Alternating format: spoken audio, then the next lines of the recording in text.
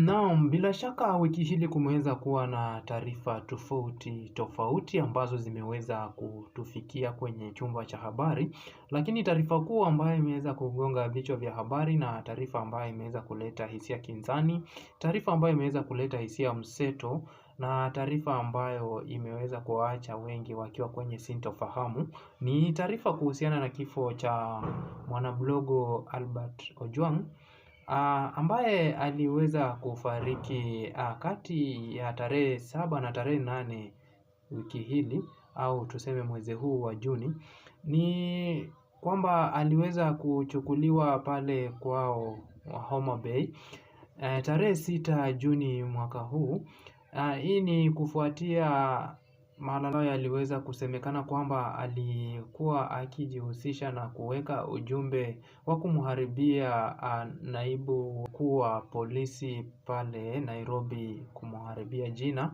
na hivyo aliweza kuchukuliwa na kupelekwa kwenye kituo cha polisi pale Nairobi, na ni kwamba baada ya masaa 20 au chini ya masaa 24 aliweza kupoteza uhai. Na taarifa ambazo zilitokea kutoka kwenye kikosi cha polisi ni kwamba kifo chake kilisababishwa na labda kujinyonga au kujitia kitanzi, na ili linasemekana kwamba aliweza kujigongesha au kujibaniza kichwa chake kwenye ukuta wa seli na bila shaka kukata roho.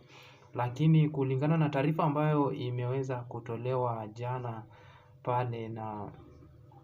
kujulikana baada ya upasuaji wa mwili wake kufanyika,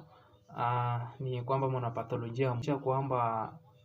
hakuna uwezekano kwamba aliweza kujitia kitanzi. Ni matukio ambayo yameweza kuwa yanakinzana na kauli za polisi na mwanapatholojia huyo, na kumekuwa na hisia mseto. Bila shaka Wakenya wameweza kuwa na hamaki, wengi wameweza kuwa ndani ya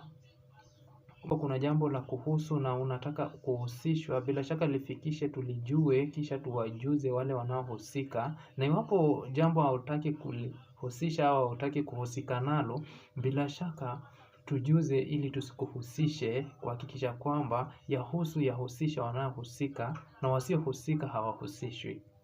Asante.